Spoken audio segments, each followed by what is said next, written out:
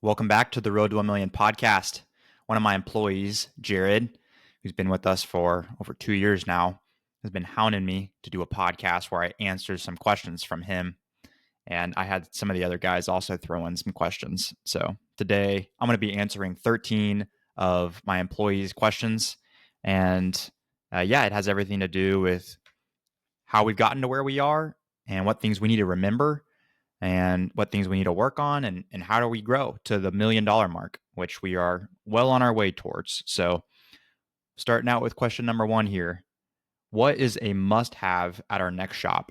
So, for all you guys listening, we are looking for a new shop as we speak.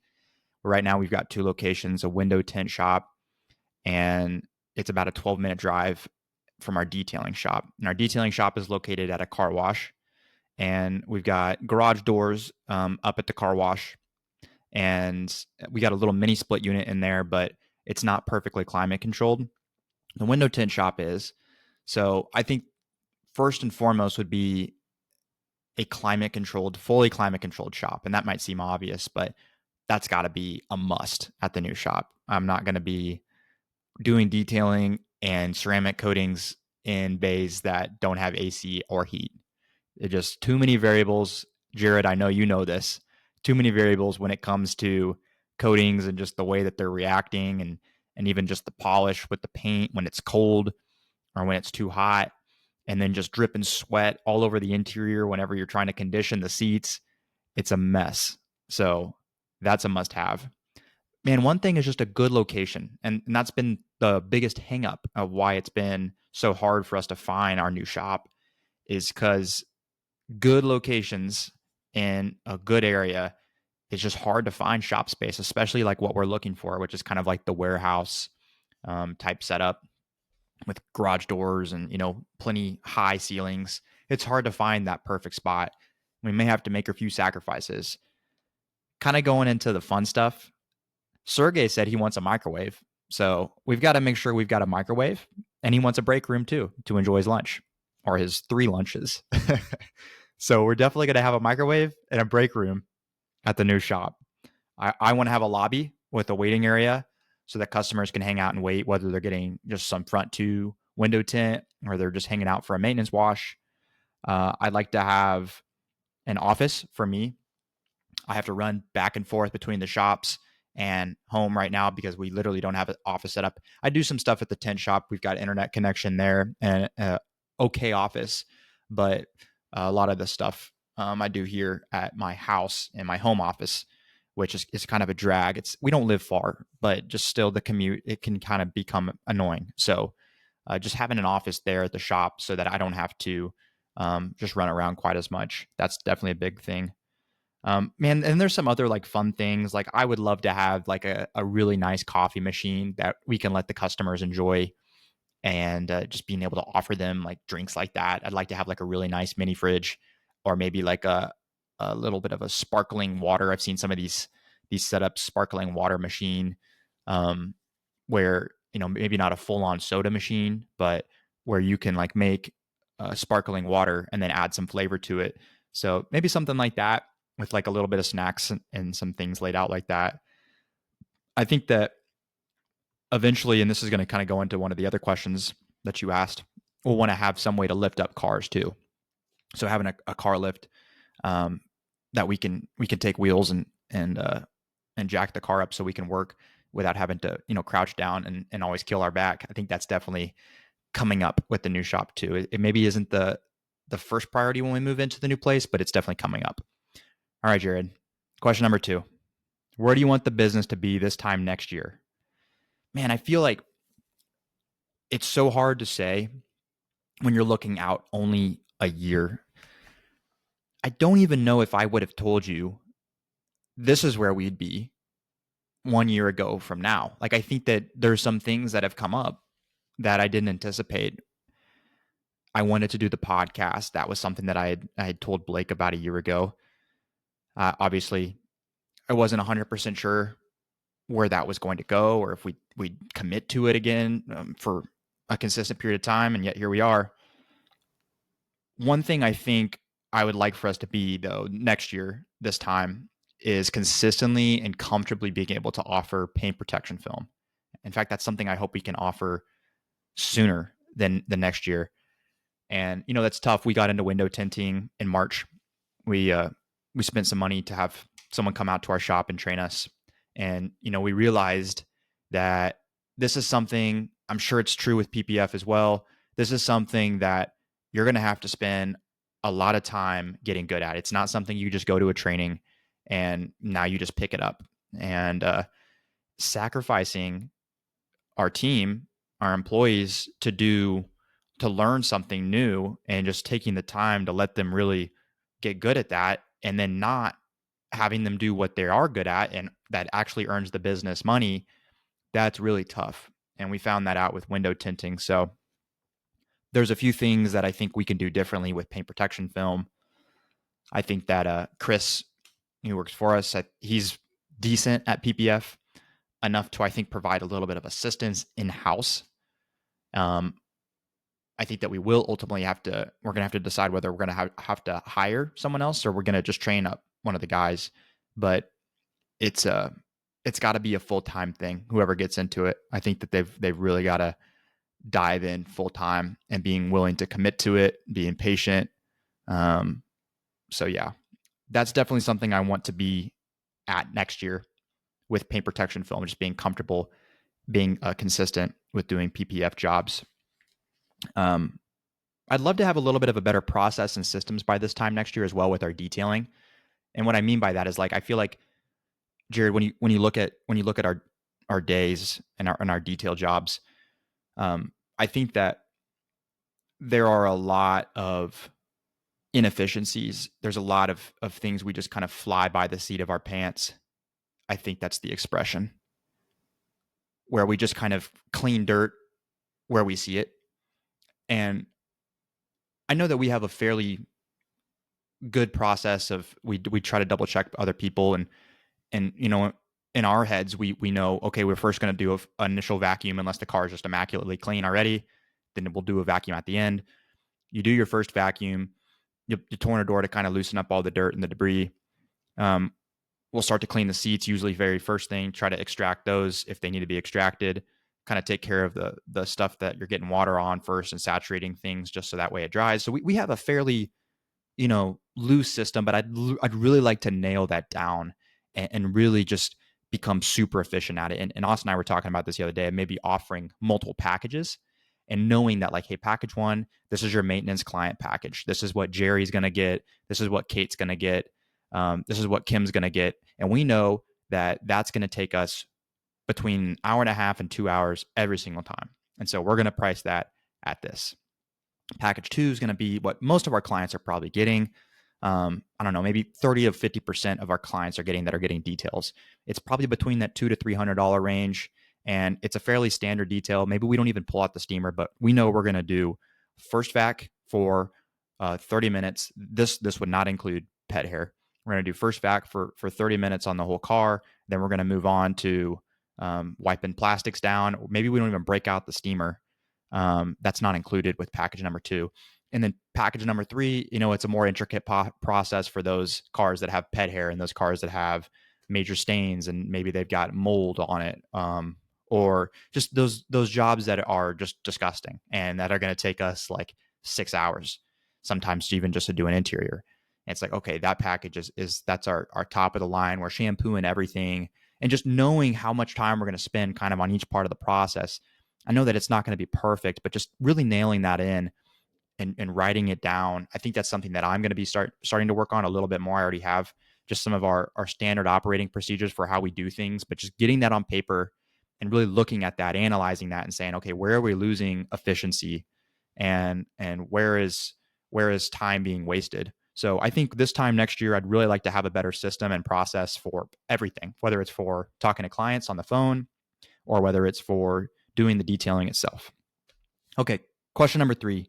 What tools would you want us to have to help us be more effective or more efficient, or produce a better service? So I hit on this a minute ago. I'd love to be able to lift cars up, and I think that would save our backs, being able to polish cars while they're up in the air, and also just being able to take wheels off cars. I think that would be a really cool service to offer. I'm excited to do that. Man, we still got to get our infrared curing lamps up too. Our current shop, we can't use those because we'd have to get like a whole new wiring system put in, and that probably cost us $2,500 just to have the electrical hookups, because it's like a washing and drying machine type setup. So I'm looking forward to having the infrared curing lamps that'll allow us to get coatings out the door quicker, since that cures within an hour. And also, I think it just looks really cool. So it'll be super cool to show that off on social media, which I think is something that not a lot of other shops offer. It just will help increase our credibility and professionalism when it comes to ceramic coatings. Man, I don't know, a cone polisher, maybe? We joke about that, but I think we might have to get a cone polisher uh, whenever we get the new shop, and start breaking that out a little bit for the door cups and maybe around some of the grills. I know it's something that we've talked about a lot. Um, and I don't know, headlamps, they work fine, but I'd like to have maybe a little bit of a better lighting setup at the new shop, just so that we don't necessarily have to wear headlamps all the time, and maybe controlling the exterior, the outside lighting, because we have so much windows at at the current shop. Controlling the exterior and being able to turn lights off, and having more of a dedicated room for paint correction, I think would really help, just with having better lighting, so we don't have to wear headlamps all the time. Maybe a DI water system, I think that would be really nice. Maybe like a heavy duty steamer. Like we run through those McCulloch steamers fairly quickly. So I'd like to maybe look at getting a better, more expensive steamer. I feel like we're going to have to spend a ton of money to really get one that's good. I just don't know if there's really a middle ground there. But that's something that I think we should be looking at. Just something that's got a little bit more water storage, better pressure, just more functionality to the steamer. So yeah, I'd say those things. What's the most crucial part of our business? Service. I would say our customer service, man. I think that to this day, I think that our customers can tell that we care from everything we do, from the way we set up our website, to the way that we answer the phone, to our prompt, how prompt we are and getting back to people. Obviously the attention to detail.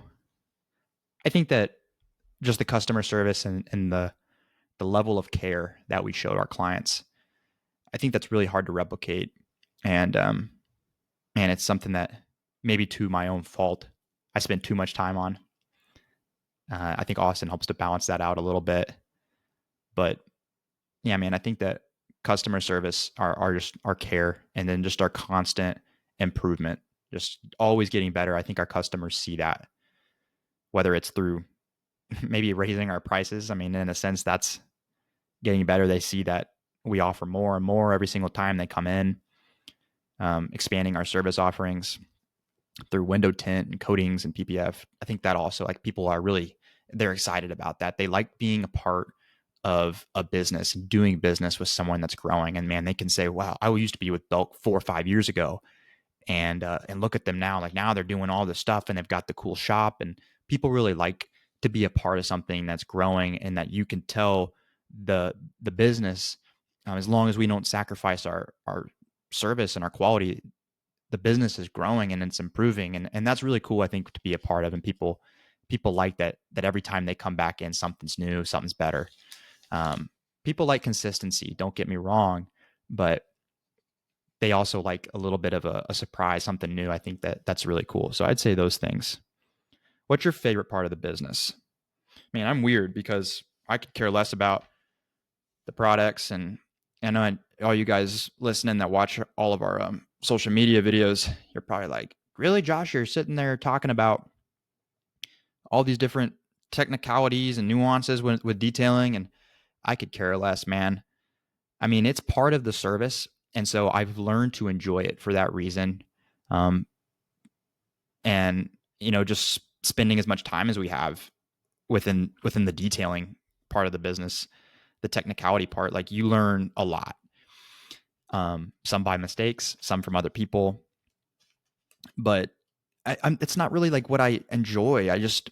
I leave that up to you guys. And I love that we have this team dynamic where I can rely on a lot of you all, whether it's Chris for window tinting or Austin and Jared and Blake for understanding more of like paint correction and coating stuff. And I mean, I feel like I have a pretty good understanding, but what I really find enjoyment from, man, is just the growth we've seen in our business and the challenges of growing and just figuring all that out. And man, it's never ending. Like there's always a new challenge. There's always something, some problem that's coming up, even if it's not an issue that I have to address today. Like there's something hiding in the closet that I need to open the door and clean it out. And right now, that a lot of it is like standard operating procedures and our process and like quality control checks, and then just figuring out what the best way to grow is and having those conversations with you guys. Um, Man, that's the stuff that I really enjoy. And then just being able to provide a level of service to our customers that they can't get anywhere else. Even they can't even get it at another place that works on vehicles. I really believe that what we're building and what we do now, it's special in the sense that our customers, I think, feel a certain type of way when they do business with us and they have their vehicles detailed that they just don't feel when they get their oil changed or they get new tires or they get anything done with their vehicle, let alone maybe anything at all. Like, I mean, there's certain things I think that replicate that feeling of like getting a new freshly detailed car and then like having it like super convenient or like, hey, we come and picked it up from your house, or getting like your vehicle protected and ceramic coating and like how shiny it is. And like, there's just a lot of enjoyment that I think our customers get. And I love being able to build that experience for our customers. And then also just growing with you guys, with the team, man, and just seeing how much growth that we've had with our team, being able to add on new employees, being able to learn new services.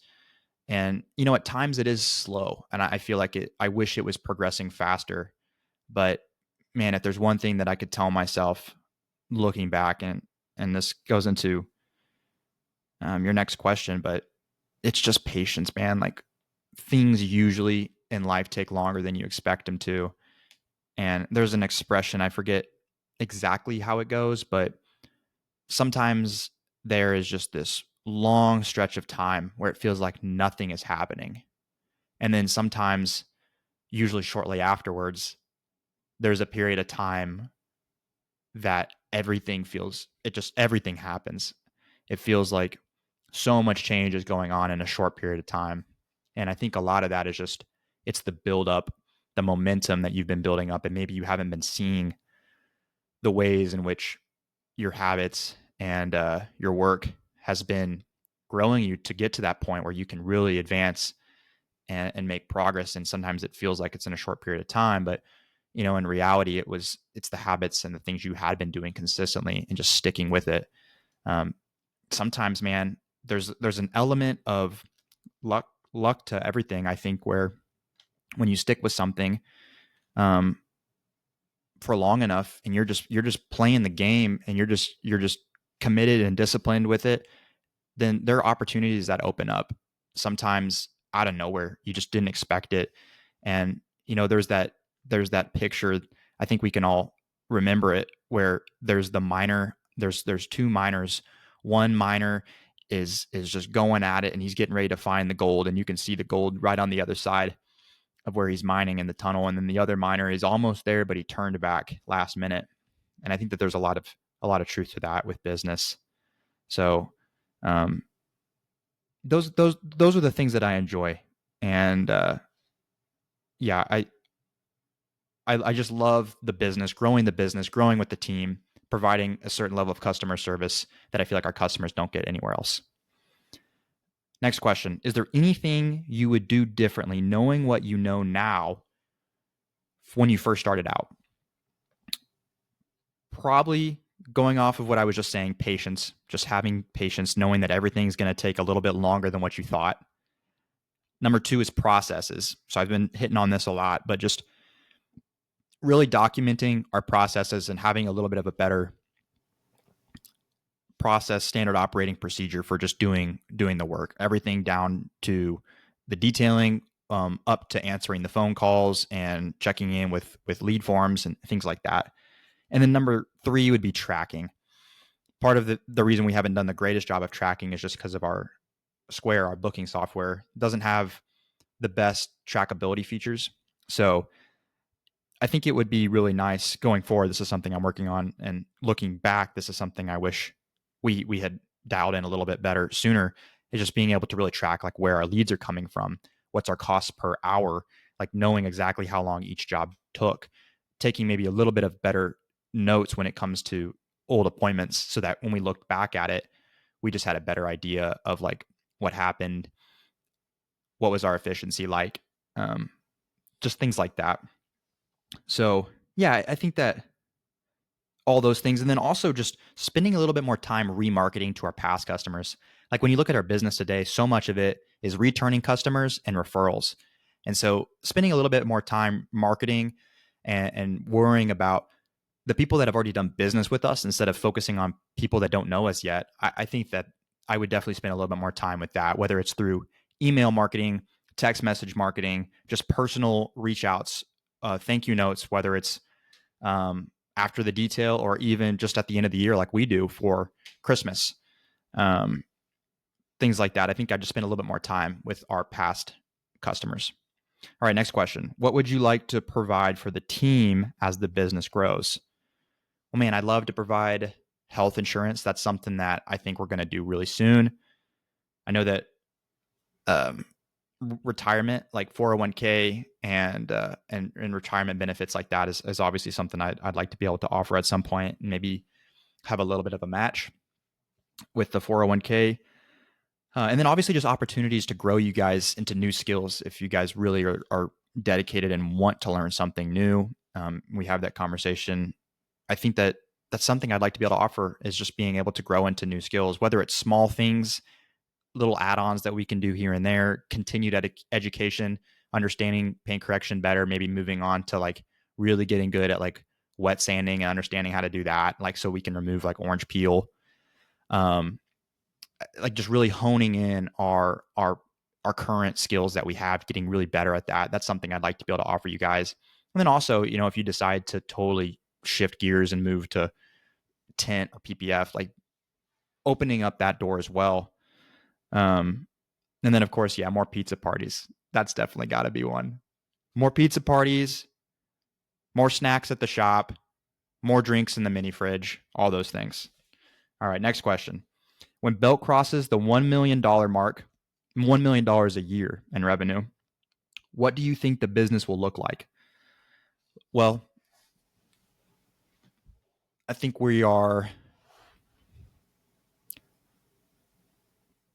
18 months, 24 months out from that.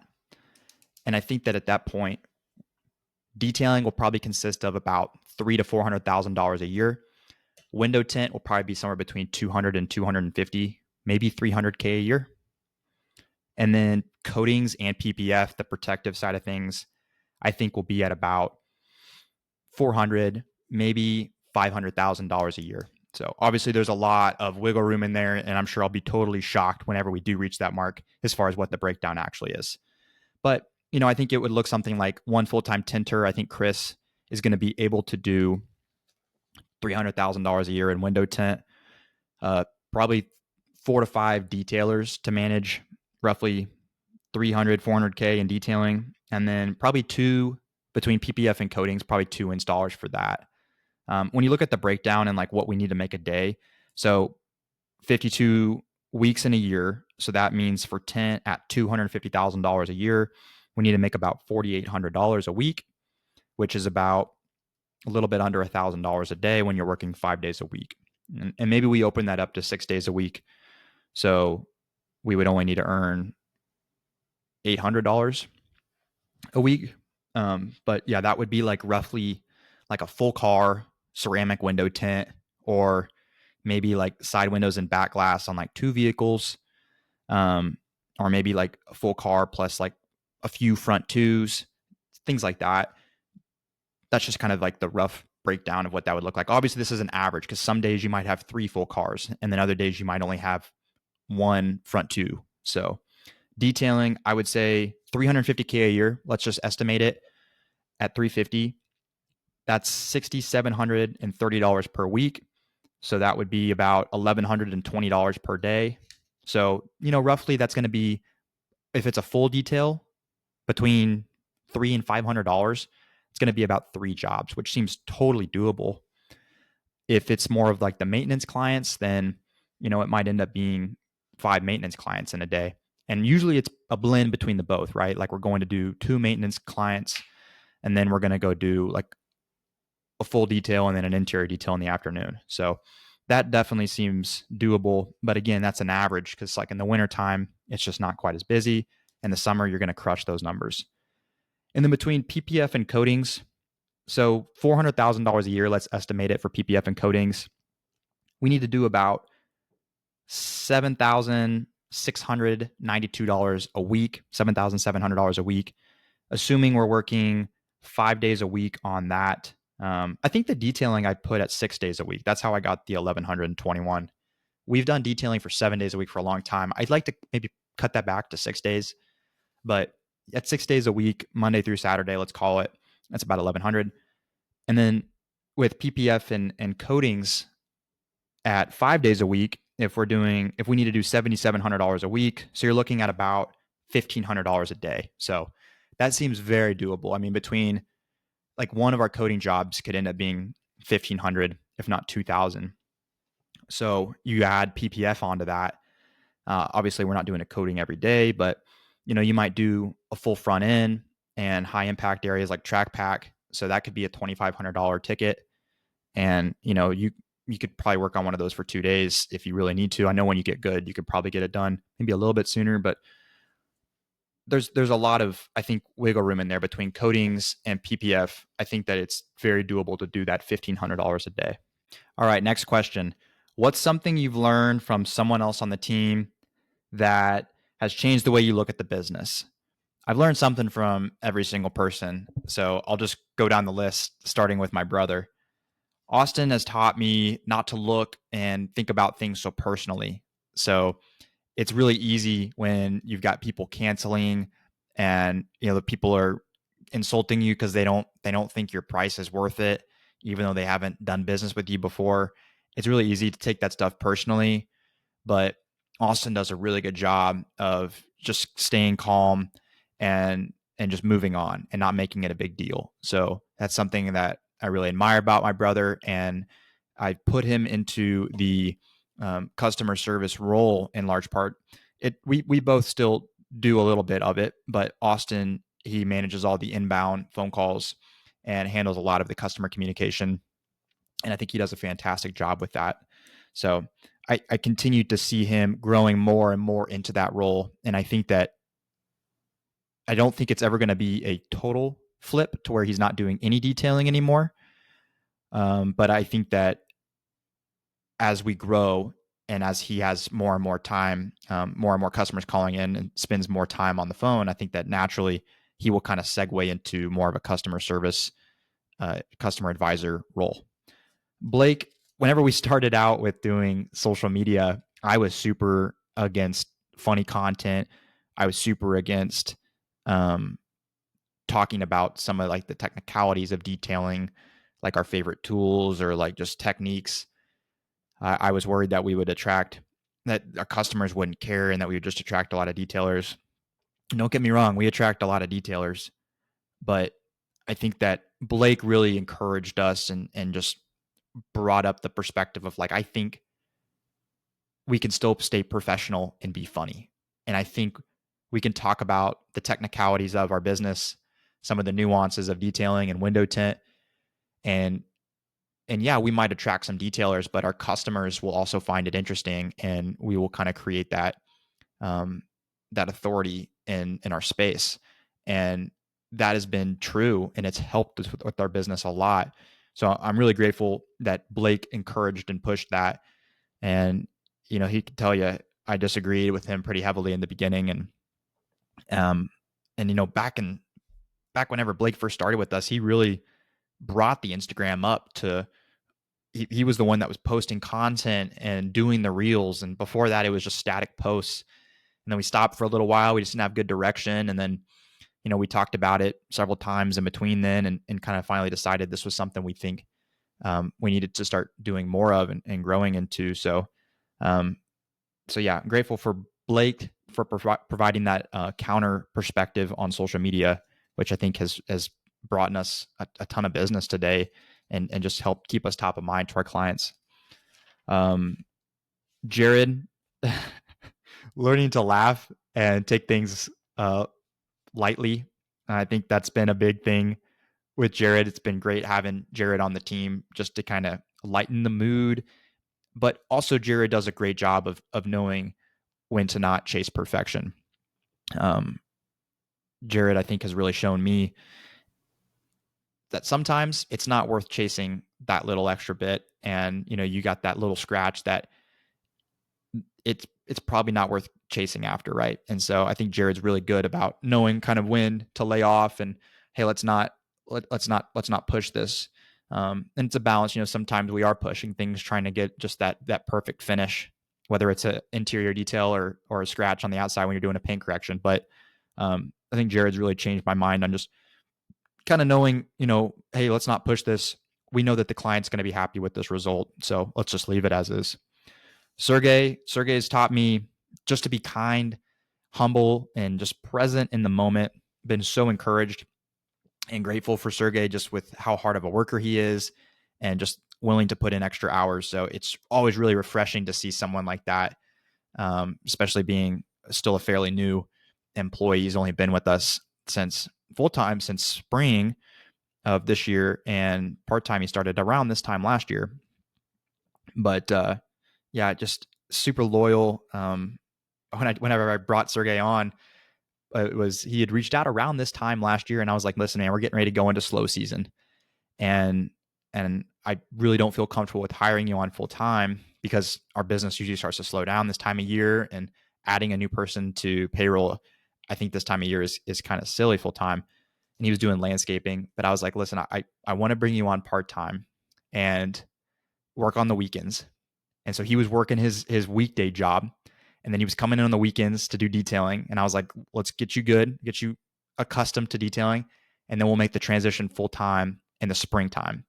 And we did. We hired him on full time in the spring, and now he's full time. And it's just been super cool to see that. And I'm so grateful for Sergey just for his hard work and his work ethic. Chris is our newest employee, and he does our window tinting now full time. And one of the things that he has taught me is not to plant unneeded and unnecessary doubt in our customers' heads. And with film, I think this is especially true, but it carries over into detailing as well. We all know, those of you that do detailing, we all know like those stains or those spots on the vehicle that they just will not come out. At least nothing we know can get it out.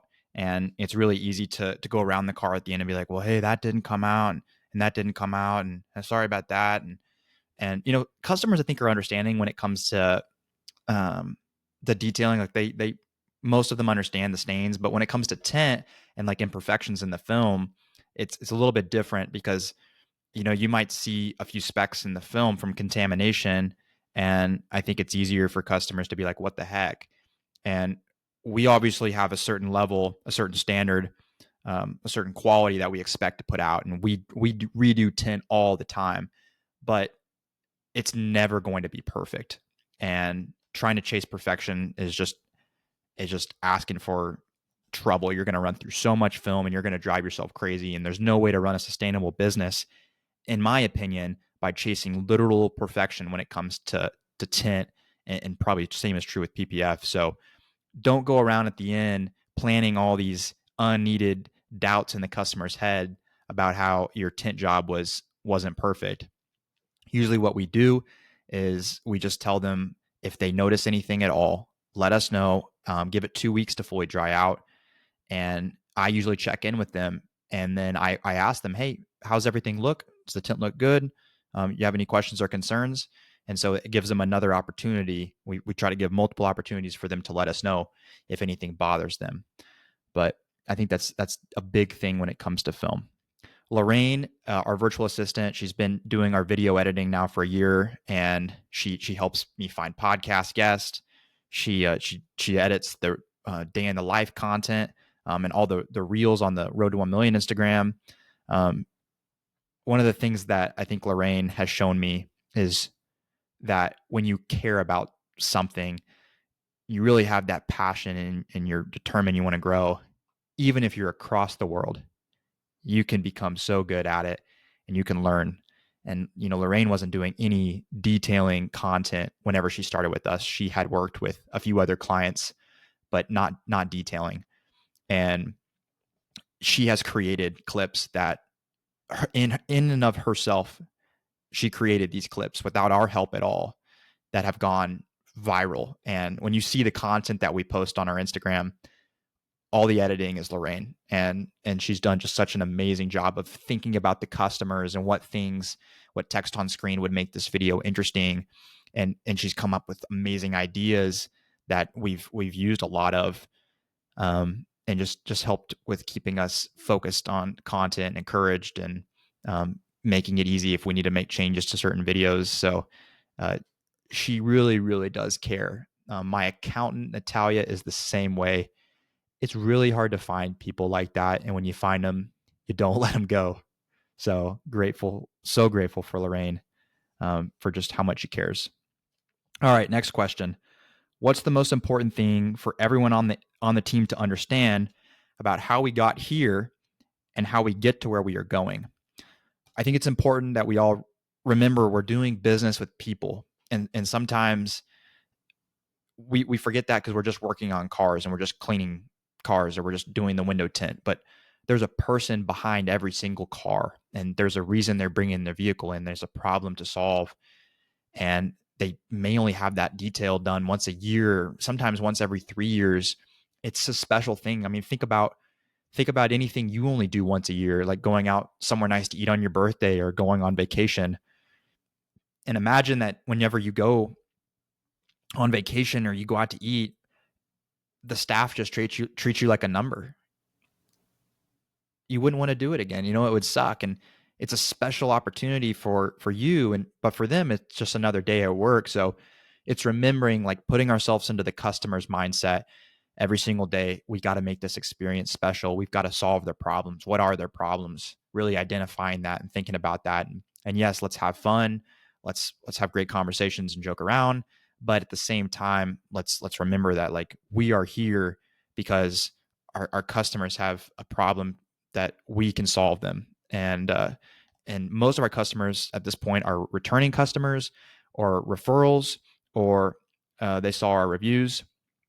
And so just understanding that, like, all three of those things, whether you're a past customer, you've come back, you were happy with the experience. If you were a referral, then your friend or family member was happy with their experience and they just couldn't stop talking about you, or us. And reviews, it's someone that they were happy with the service that you provided, enough so to where they went online and left a review. And then how many people have we detailed for that say, oh, I read so many of your reviews and there were so many good things to say.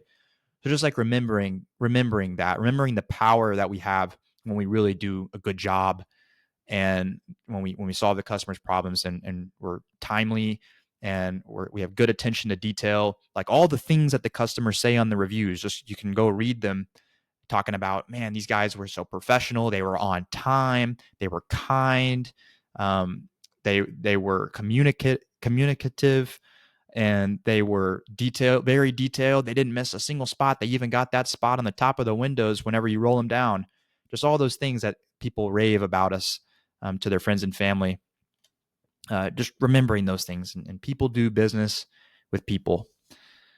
Next question. What's something you wish you didn't spend so much time on? Probably social media.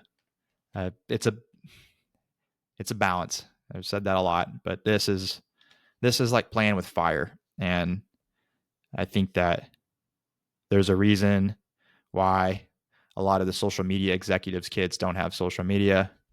And, I think it's a great tool for business. And I think that you can find good content online to learn from. Like, every now and then I'll stumble upon a piece of content. I'm like, man, that was so good. Glad I saw that. but there's so much just garbage on there, and it really it can deter your focus. And as a business owner, that can really be detrimental if you're just not focused on what you're doing now. And so you have to really be careful about social media. Next question. What's one lesson you have learned about being a leader? I think one thing I've learned about being a leader is that there's a lot of things that if it was just me or Austin, we wouldn't need to have as set of a structure and some of the rules, and um, we wouldn't need to have the processes in place. But really and truly, we do, but we don't think we do, right? You can get away with not having those things in place. But when you start having employees, you recognize that you need to have more rules and structures and just set ways of doing things, talking to customers that are systemized and a little bit more structured processes. You need to have that. And I think that employees, they like that. And don't get me wrong, we don't want to be a robot or an assembly line worker that you're just stamping a box over and over again.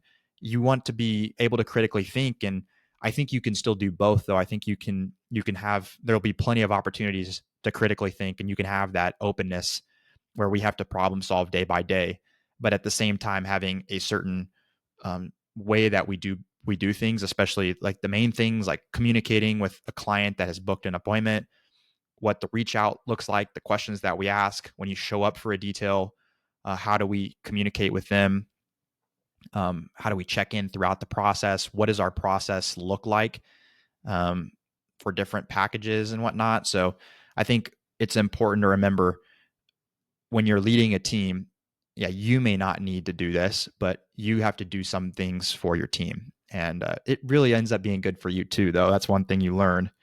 That's kind of what I would say I've learned as being a leader.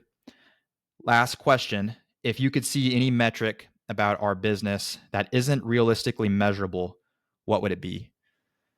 I think that, I mean, there's a lot of interesting things. Like there's so many things, like some of which we probably could track, but just like how many times are people seeing us before they're booking? And that would be really interesting to know. But another thing too is just how much good have we done? Like I love growing our business. You know, this is the Road to 1 Million podcast, but I think what's truly fulfilling, and I hit on this a little bit earlier when I was talking about what I enjoy most about our business, is just seeing the good that we can do and seeing new people that we're able to hire and hearing encouraging stories from our customers that have been using us for so long, and that, you know, just really enjoy doing business with us and that refer all their friends and family. And then also even some of the detailers that have reached out since listening to the podcast, and just some of the encouragement that I think that they've gotten from seeing our business grow and just setting an example there. So there's if there was a metric and a meter for like good, like overall good that the business has done, I think that would be really cool to see. And I think that at the end of the day, that's really what's most important and really what makes me happiest. So I hope you guys enjoyed this, found this interesting. I'm happy to do more of these, guys, if you have more questions at some point, or maybe a slightly different take on it if there's a different set of questions that you want to ask. But yeah, thanks everyone for listening. We will plan to see you guys on the next one.